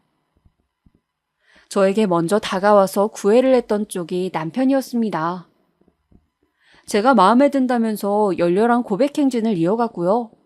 남편이 객관적으로 잘생기고 훌륭한 외모는 아니었습니다만 사람의 인상이라는 것이 괜찮았어요. 목소리가 좋은 편이었고 웃을 때면 특히 인매가 시원시원해서 제 눈길을 사로잡았습니다. 솔직히 저 좋다고 따라다니는 게 싫지만은 않았죠. 왜냐하면 저는 태어나서 누군가의 그런 일방적인 관심이나 애정을 받아본 경험이 그때가 처음이었거든요. 생소하면서도 신기했던 것이죠. 그리고 저는 아주 어렸을 때부터 아버지에 대한 좋지 않은 기억들을 안고 있었기 때문에 게다가 남동생도 머리가 커지면서부터 사람 구실을 제대로 못했었으니까요. 그래서인지 저는 남자라는 존재에 대한 기대치가 굉장히 낮은 사람이었습니다. 이랬던 저였기 때문에 누가 저에게 조금만 다정하게 굴어도 그게 엄청 대단해 보였던 것 같아요. 남편이 세상에서 가장 다정하고 착하고 매너 좋고 멋있는 사람으로 느껴졌던 것이었죠. 시댁도 집안이 썩 그렇게 잘 살지는 않았어요. 그래도 저희 친정에 비하자면요, 아주 여유로운 편이었지만요. 제가 결혼 초기부터 남편에게 실망을 하고 결혼 생활에 회의감을 겪게 된 이유가 정확히 있었습니다. 바로 시아버지와 2달을 같이 지내게 되었던 바로 그 시기 때문이었죠.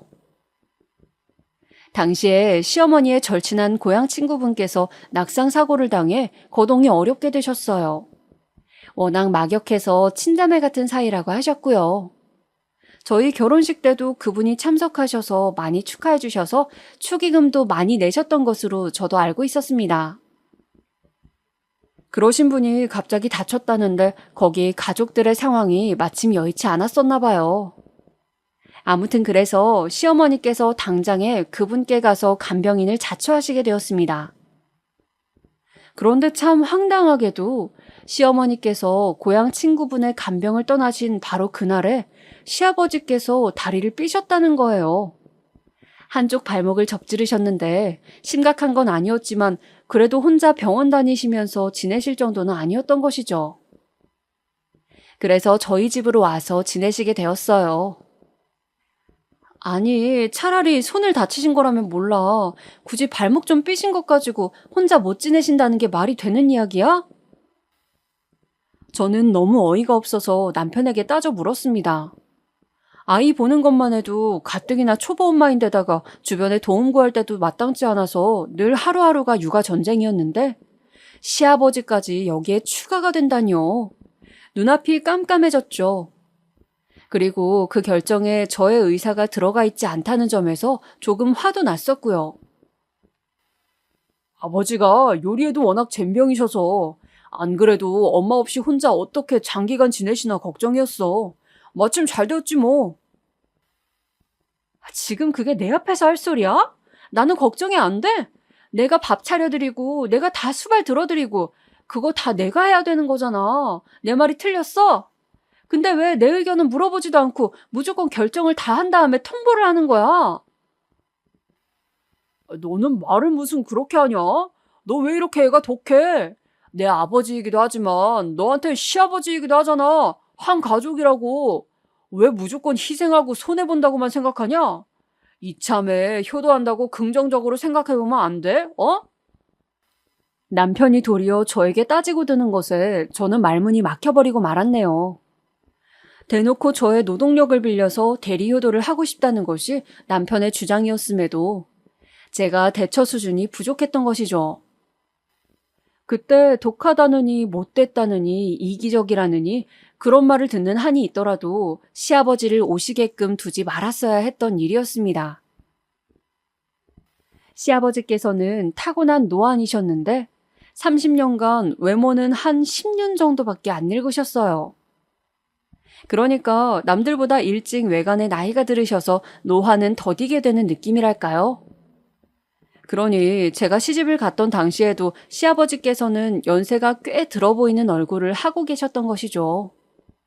외모뿐만 아니라 말투며 행동거지 모든 것이 나이든 얼굴에 맞춰져 있었습니다. 얼마나 괄괄하셨으며 얼마나 꼬장꼬장하게 구셨는지 몰라요. 정말 별거 아닌 일들을 가지고서도 저한테 시비를 거셨으며 사소한 것으로도 문제를 삼으시곤 저한테 잔소리를 늘어놓으셨습니다. 그런데 그때 저희 첫째가 아주 어렸죠. 그러니까 애는 아주 울고 보채고 시도 때도 없이 저를 찾으면서 난리를 피워댔는데 그 와중에 시아버지께서도 저를 가만두지 않으셨던 거예요. 이중고라는 말로는 부족한 고난의 행군이었습니다. 애가 저렇게 시끄럽게 실이 아주 자지러지게 우는데 너는 어미란 것이 퍼뜩 애를 달래주지도 않고 뭘 하고 있는 거야? 걸핏하면 그렇게 외치셨던 시아버지. 그러신 당신께서는 정작 당신의 어린 손자를 봐주신 적이 없었지요. 이왕 아들 며느리 부부의 집에 얹혀 지내게 되셨으면 어린 손자를 돌봐주심 오죽 좋았을까요? 그런데 일말의 도움을 안 주셨어요. 찜질, 발모가지 찜질, 퍼뜩 안 오냐? 당시에 너무 시달려서 환청까지 들렸던 시아버지의 찜질 명령은 하루에 너댓 번은 꼭 들었습니다. 시아버지께서 저렇게 외치시면 저는 발목에 대는 찜질거리를 챙겨야만 했습니다. 시아버지의 삔 발목에 찜질을 해드리고 양쪽 다리에 손수 제가 마사지를 해드려야만 했죠. 안 그러면 다리가 굳는 것 같다고 하셨어요.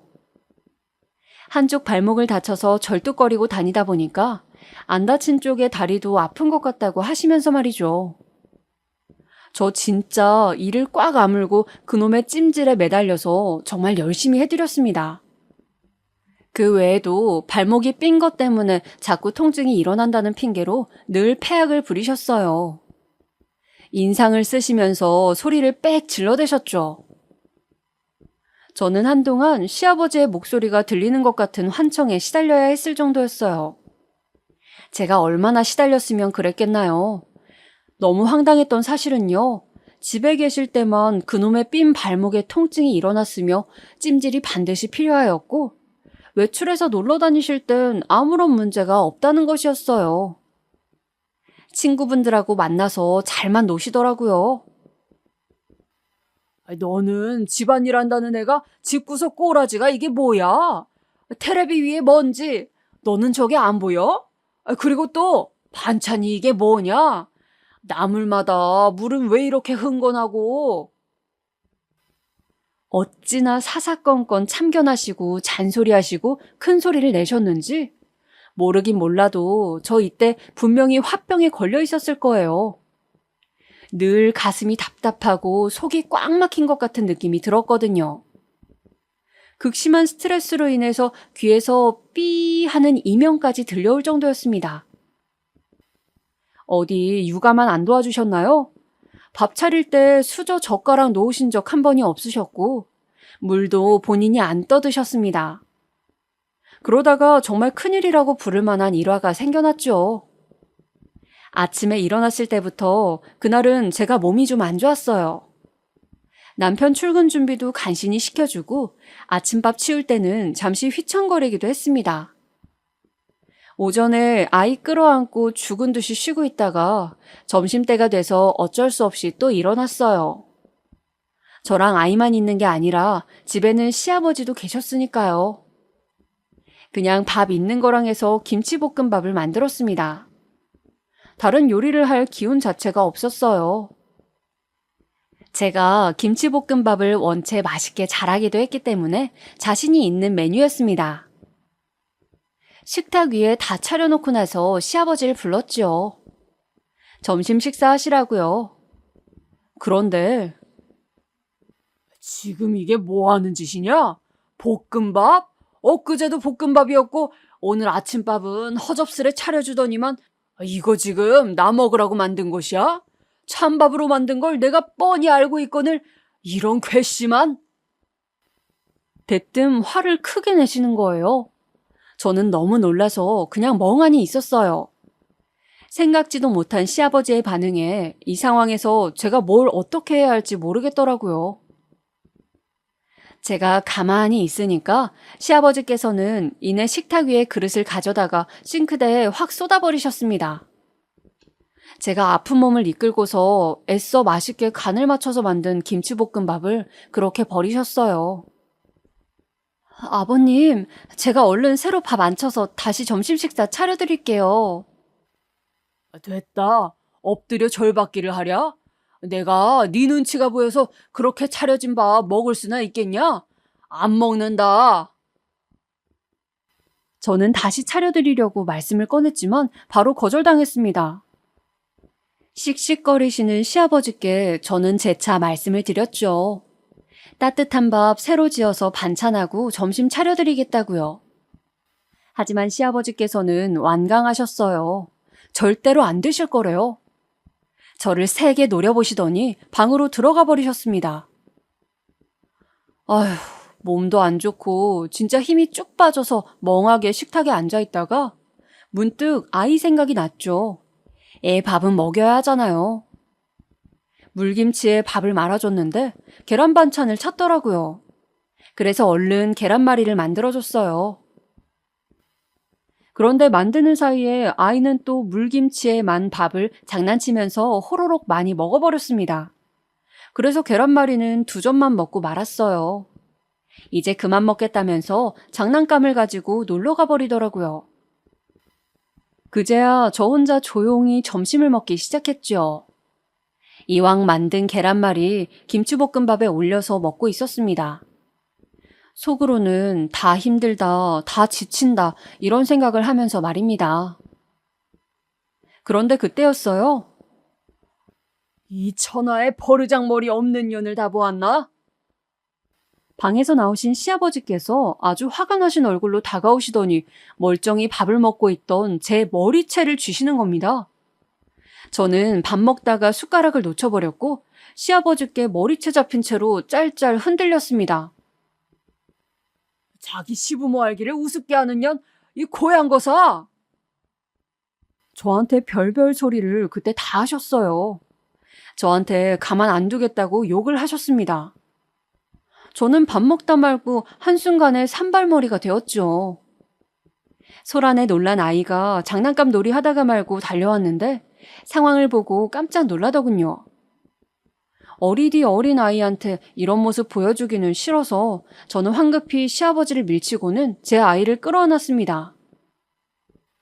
저것이 감히 하늘 같은 자기 시아버지를 밀쳐? 아이고, 아이고야, 나 죽네. 시아버지께서 바닥에 주저앉으신 채로 계속 아프다고 신음하시니까는 덜컥 겁이 나더라고요. 저도 모르게 얼른 간단한 짐을 챙겨들었고 아이를 품에 안은 채 집을 나가버렸습니다. 당장 갈 곳은 친정뿐이었죠. 제가 들이닥치니까 엄마가 화들짝 놀랐습니다. 저는 그 심각한 상황, 그 와중에도 남동생이 아직도 집구석에서 유유자적하게 놀고 먹고 있는 모습이 눈에 보여서 열이 뻗쳤었네요. 남편은 당장 저에게 집으로 돌아와서 시아버지께 사과부터 하라고 하였습니다. 아무리 그래도 우더런을 밀치고 그러는 법이 어디 있냐? 네가 그러면 안 되는 거였어. 남편의 그 말을 들은 순간 진짜 결혼에 대한 미칠 것 같은 후회가 밀려왔던 거예요. 겨우 이런 놈에게 넘어가서 이런 놈을 믿고 결혼까지 했다는 사실이 믿어지지가 않을 정도였습니다. 그냥 허무했어요. 솔직히 이혼부터 머릿속에 떠올렸었습니다. 결혼할 때까지만 해도 뱃속에 든 이 생명에게 좋은 엄마 아빠의 모습만을 보여주겠노라고 그런 다짐을 했었는데 금세 몇 년이 지나지도 않아서 이혼을 떠올리고 있는 이 현실이 너무나도 서글펐어요. 그런데 딱 절묘한 순간에 시어머니께서 시댁으로 복귀를 하셨고 시아버지께서도 다시 시댁으로 가시게 됨으로써 상황이 흐지부지 종결이 되었습니다. 내가 가만히 생각을 해봤는데 네가 집에서 애 돌보면서 아버지까지 모시는 게 얼마나 힘들었을까 싶다. 내가 그간 신경을 못 써줬었네. 미안해. 남편이 저에게 먼저 숙이고 들어왔고 저는 다시 아이와 그 집으로 돌아가게 되었어요. 친정도 제가 전혀 기댈 수 있는 형편이나 상황이 아니었기 때문에 저에게는 다른 선택지는 없었던 것 같네요. 결혼 초기부터 시아버지에게 대었던 저였는데요. 그 이후로는 그때만큼 시아버지와 직접적으로 부딪힐 일이 없어서 그나마 다행이었습니다. 시어머니는 시아버지와 스타일이 꽤나 다르신 분이었는데요. 저를 애먹이신 부분에 대해서는 대동소이하다고 할 수 있었네요. 시어머니 생신 때 일화 한 가지만 예로 들어도 이분이 대략 어떤 유형의 분이신지 설명이 가능할 것이라고 봅니다. 작년에는 어머님 생신 때 하필 딱 우리 가족이 다 독감에 걸려서 타이밍이 안 좋았잖아. 올해는 맛있는 식사 한 끼라도 꼭 해야 할 것 같은데 자기 생각은 어때? 제가 그렇게 물어봤을 때 남편은 알아서 좋은 계획을 마련하겠다고 대답했어요. 그리고 며칠 뒤 남편이 시어머니의 생신 때 고급 횟집에 가자고 말을 하더군요. 시부모님 두 분 다 돼지고기는 그렇게 별로 안 즐기시는데 명절에 한우는 실컷 먹었으니까 시어머니 생신 때는 회를 먹으면 딱 좋겠다는 것이 남편의 주장이었습니다. 개인실이 완비되어 있는 횟집으로 하자면서 자기가 봐둔 데가 있다고 말을 하더군요. 그런데 시어머니께서는 당신의 의견도 구하지 않고 무작정 저희 부부가 외식으로 결정을 지은 것에 상당히 기분이 상하신 것이었습니다. 처음에는 몰랐죠. 이상하네. 생신 있는 주말에 엄마는 아무래도 다른 일정이 있으신 모양인데? 남편이 시어머니와 통화를 하더니 그렇게 말을 하더라고요. 그런데 이게 알고 보니까 진짜로 일정이 있었던 게 아니라 시어머니께서는 나름 당신의 불만을 표출하는 수단으로 그러셨던 것입니다. 저희는 그걸 몰랐죠. 마음이 단단히 상하신 시어머니께서는 생신이 있던 주말에 타 지역으로 떠나셨습니다. 저희는 그것도 모르고 시어머니와 계속 연락이 안 돼서 희한하다고 여겼었죠. 그런데 시어머니의 생신 날짜로부터 사흘이 지난 후에 연락을 먼저 주셨습니다. 저는 별 생각 없이 전화를 받았다가 어안이 벙벙해지고 말았네요. 내가 전생에 무슨 죄를 지어서 너같이 사람 마음을 헤아릴 줄도 모르는 며느리를 얻어야 했다는 거니? 진심으로 화가 나고 서러우셨는지 아주 답답하단 목소리로 말씀을 하셨어요. 네가 먼저 내 생신상 차려드리겠노라고 그렇게 나한테 말을 했어야 하는 거 아니니? 작년에 니들 다 감기 심하게 걸려서 오지도 못했잖아. 그랬으면 올해 내 생일에는 정성 담긴 생신상이나마 네가 차려줄 생각을 했었어야지. 적어도 나에게 말이나마 해봤어야지. 어머님 죄송해요. 제가 진짜 생신상 차려드릴 생각은 못 해봤네요. 여태까지 생신 보내는 동안 계속 그런 말씀이 없으셔서 차마 제가 거기까지는 생각이 안 들었어요. 내가 그만큼 너를 배려한답시고 지금까지 말을 안 했다는 의미 아니겠니? 누군들 며느리한테서 정성 담긴 생신상 안 받아보고 싶겠니? 그런 시어머니도 있다니? 너는 어떻게 된 애가? 아이고, 내가 그냥 말을 말자. 하기사 자기 부모 생신상도 안 차려본 애가 뭐를 알겠냐마는. 시어머니의 그 말씀, 마치 제가 도리를 하지 못하고 자라난 자식이라고 지적하시는 것 같아서 제 마음에 가시처럼 박혀왔습니다. 앞으로 내 생일 같은 중대사는 네가 나랑 직접 의논을 하도록 하자. 알겠니? 그리고 내가 이런 이야기들 너한테 한 거 너 내 아들한테는 말하지 말아라. 괜히 이런 얘기는 옮기는 거 아니야. 알겠니? 제가 무슨 앞뒤 꽉 막힌 사람도 아니었건만 그런 식으로 그날 말씀을 하셨어요. 만약 시어머니께서 저에게 며느리표 생신상을 받고 싶다 이렇게 말씀을 해주셨다면 저는 정확히 따라드렸겠죠. 왜 안 해드렸겠냐고요. 그런데 당신의 바람을 저를 비롯한 누구에게도 표출하지 않으신 채로 그저 생신상이 떡하니 차려지기만을 기다리신 건 정말 어이가 없는 일 아닌가요? 제가 독심술을 쓸 줄 아는 것도 아닌데 어떻게 그걸 알아맞힌단 말인가요? 제가 무슨 궁예라도 되나요? 시어머니께서는 앞으로 모든 일을 저와 직접 상의하고 싶고 이 과정에서 남편은 끼어들지 않았으면 하는 의견을 피력해 주셨습니다. 당신의 아들에게는 아무런 신경 쓸 거리도 주고 싶지 않으시단 뜻이었겠죠. 저의 시어머니 되시는 분은 바로 이런 분이셨습니다. 나름 각자의 개성이 대단하다고 할 수 있는 시부모님이셨죠. 결혼 초기부터 저에게 실망감을 안겨주었던 남편은 그럼 세월이 가면서 어떻게 되었냐고요? 청개구리로 진화했어요. 제가 분명히 이번 명절은 짧으니까 차 막히는 시간에는 엄청날 거라고 무조건 새벽같이 일찍 출발해야 한다고 남편한테 엄포를 놓았던 명절이었습니다. 장거리 운전하고 이동해야 하니까 그 전날에 술 많이 마시지 말라고 몇 번이고 신신당부를 하였습니다. 하지만 남편이란 청개구리는 술을 진탕 마신 채로 새벽에 돌아왔어요. 아침 해가 밝았지만 그 술이 어떻게 깰 수나 있었겠어요? 정말 억지로 깨우고 강제로 욕실에 쳐넣었습니다.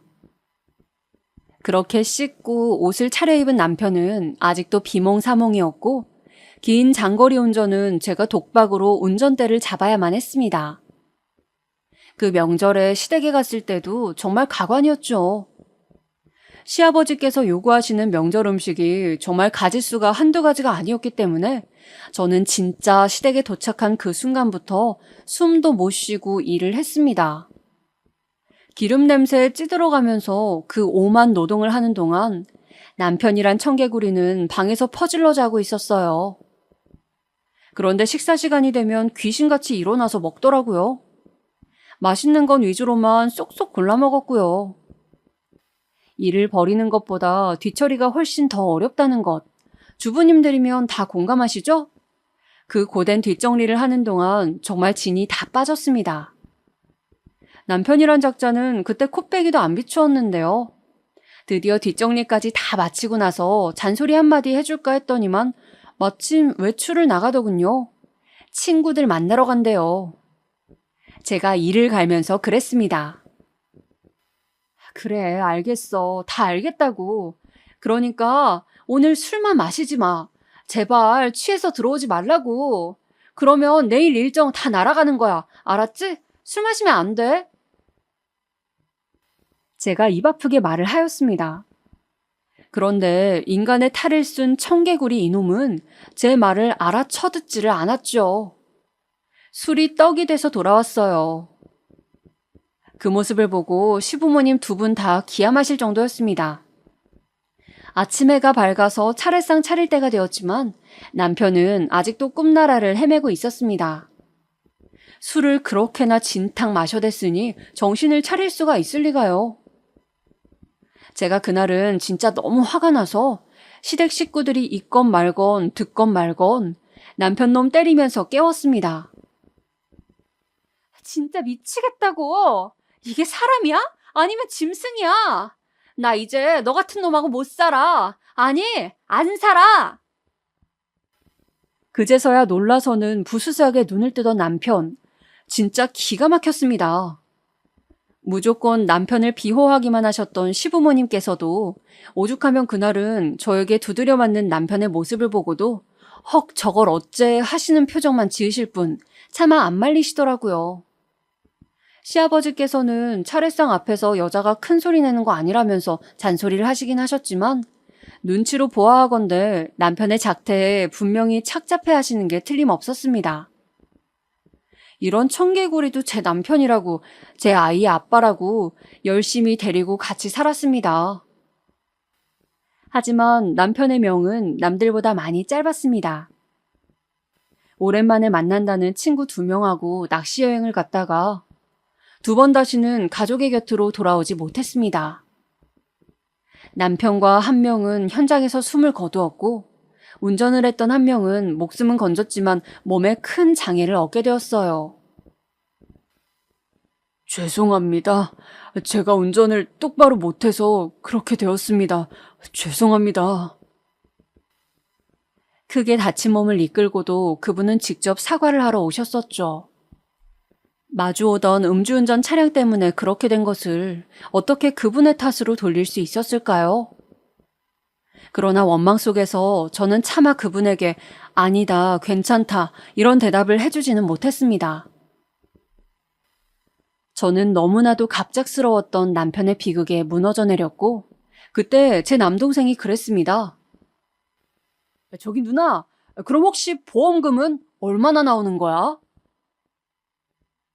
이놈 새끼는 영영 사람 되기는 글렀다 싶었습니다.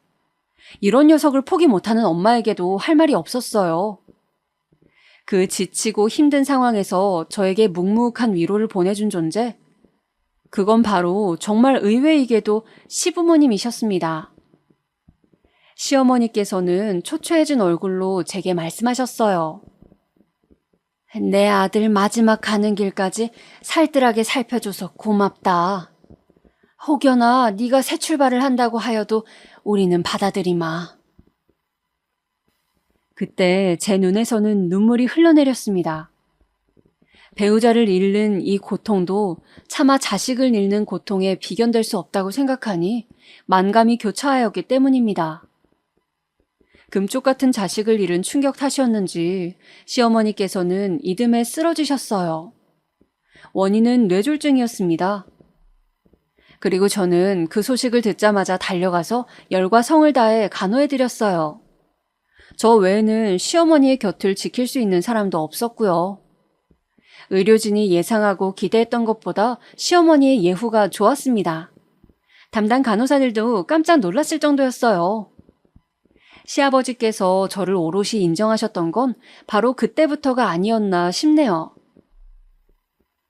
저는 시어머니께서 병원 생활을 하시는 동안에 틈틈이 시댁에 들러서 시아버지를 배웠습니다. 식사는 잘 하시는지, 반찬은 안 떨어졌는지 이런 것들을 살펴보았고요. 남편이 떠난 이후로 시아버지의 건강 상태가 점점 하향 곡선을 그리고 있었기 때문에 아무래도 누군가는 항상 들여다봐 주시는 게 필요했던 시기였습니다. 특히나 시어머니께서 뇌졸중으로 쓰러지신 것이 시아버지께선 엄청 충격이셨나 봐요. 이러다가 자식을 앞세우고 나서 마누라도 앞세우게 될까봐 겁이 난다. 세상 천지에 혼자 남을까봐 그게 걱정이야. 이렇게 중얼거리신 걸 보면 말이죠. 그런데 여러분, 누구 한 명을 잊으신 것 같진 않으신가요? 저희 남편은 집에서 차남이라고 제가 초반에 소개를 했었죠. 남편의 형, 그러니까 저에게는 아주버님이 계셨습니다. 집안의 장남인 아주버님께서는 뭘 하셨냐 하면 아무것도 안 하셨어요. 업적이라고 친다면 이혼만 2번 한 거요. 아주버님과 새로 재혼하신 분하고는 제가 워낙 대면대면해서 시어머니의 간병이라든지 시아버지 살펴드리는 일을 상의를 할래야 할 수가 없었네요. 친해질 기회조차도 없었어요. 아주버님께선 인물은 반반하셨는데 그 외에는 진짜 모든 면에서 상중 하중에 하였습니다.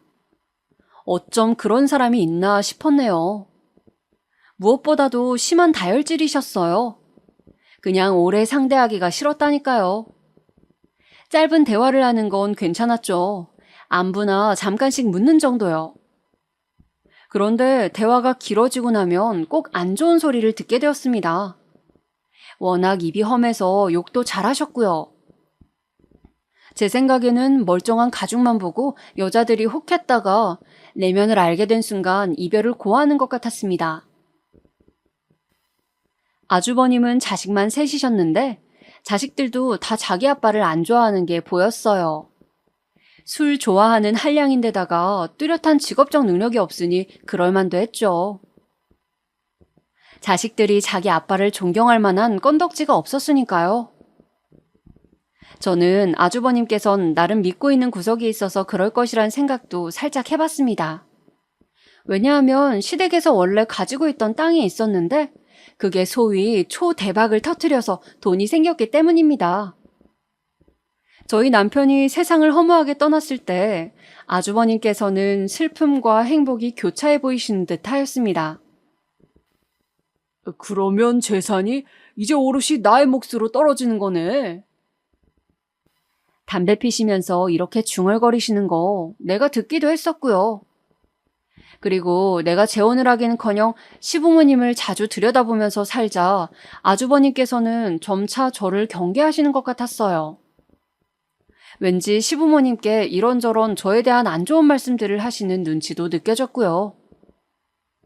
저는 피 한 방울 안 섞인 남이니까 굳이 시댁 재산이 갈 이유가 없다느니 저한테 남자가 있는 게 분명한데 시댁의 재산을 노리고 일부러 재혼의 시기를 늦추고 있는 거라느니 이런 식의 얘기를 자꾸 시부모님께 흘리시는 게 빤하였습니다. 그래서 자연스럽게 저는 아주버님하고 사이가 안 좋아졌어요. 원래도 좋지는 않았지만 아무 관계도 아니었다면 이제는 사이가 확연히 나빠지게 된 것이었죠. 자, 그러던 어느 날 예고도 없이 단판의 때가 찾아오게 되었습니다. 시아버지께서 당신의 정신이 아직 말짱하고 또렷하실 때 재산 문제를 다 끝내놓고 싶다는 생각을 밝히신 거예요. 그런데 재산 목록을 말씀하시면서 이것들을 다 아주버님께 주겠다고 제가 보는 앞에서 선언을 하셨습니다. 저는 놀란 심정을 억누르고 침착하게 말씀드렸죠. 아버님, 저도 당연히 사람이기에 욕심이 난 건 사실이에요. 솔직하게 말씀드리는 거예요. 그런데요, 많은 걸 바란 게 아닙니다. 그저 세상을 떠난 제 남편의 몫을 받고 싶을 뿐이에요. 그랬더니 시아버지께서 냉정한 얼굴로 하시는 말씀이 이러하셨습니다. 이미 떠난 자식의 몫까지 내가 고려할 수는 없는 노릇 아니냐? 나는 멀쩡히 살아있는 내 남은 자식에게 다 챙겨주는 것이 옳다고 생각을 한다. 이 결정에는 번복이 없을 것이니 그렇게 알아들어라. 너무 서러운 나머지 그 자리에서 눈물이 다 나왔습니다. 아주버님께서는 엄청 기뻐하시는 내색으로 저를 조롱하셨죠. 아니 이게 무슨 나눌 재산이나 되나? 안 그래요? 나 혼자 챙기면 딱 알맞네. 거기다 대고 제가 무슨 말이나 할 수 있었겠어요. 집에 돌아오자마자 저는 충격에 드러누웠습니다. 지난 세월 모든 일들이 다 스쳐가더군요. 결혼하기 직전의 일부터 그 모든 일들이 전부 다요. 그것들을 회상하면서 제 가슴을 치고 있자니 사는 게 다 뭔가 싶은 생각마저 들었습니다. 전부 다 부질없으니까 그냥 이따위 세상 그만 살까 싶었죠. 바로 그때 한 통의 연락이 왔습니다. 시어머니께서 들어가 계시는 요양원으로부터였습니다. 저보고 면회 좀 오라는 내용이었어요. 제가 그 상황이 시어머니를 뵈러 갈 상황이 아니었거든요. 가고 싶었겠어요? 안 가고 싶었습니다. 그런데 이빨 다 빠진 호랑이가 오라고 그러는데 참 사람 마음이라는 게 안 가기에도 좀 그렇더라고요. 그래서 다음날 바로 요양원에 찾아갔습니다. 에라이, 나는 진짜 타고난 호구팔자인가 보다. 그냥 이번 생은 글렀다고 생각하자. 저는 스스로를 비웃으면서 시어머니를 찾아뵈었습니다.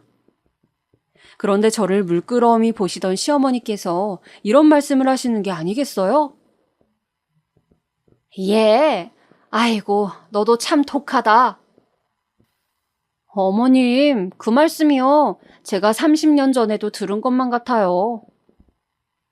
황당한 말씀에 대고 허심탄회하게 답변을 드렸더니 시어머니께서는 푸스스 웃으시더군요. 30년이라고? 이야, 벌써 세월이 그렇게나 됐니? 네, 그럼요. 그런데 어머니께서는 그때나 지금이나 여전하시네요. 얘 좀 봐라. 내가 지금 다 늙어서 기력 빠져가지고 요양원에 들어왔는데 여전하기는 무슨. 쯧쯧 하시면서 혀를 차시던 시어머니께서는 갑자기 주위를 슬쩍 둘러보셨습니다. 그리고는 갑자기 저한테 귀 좀 가까이 대보라고 그러시는 거예요. 주변에서 지금 아무도 저희 대화에 귀 기울이는 사람이 없건만 왜 유난이신가 했습니다. 저는 마지못해서 그 장단에 맞춰드렸죠. 시어머니의 얼굴에 제 한쪽 귀를 가까이 가져다 댔는데 작은 목소리로 이렇게 속삭거리셨습니다. 너 나한테 건물 세 채 있는 거 혹시 알고 있었냐?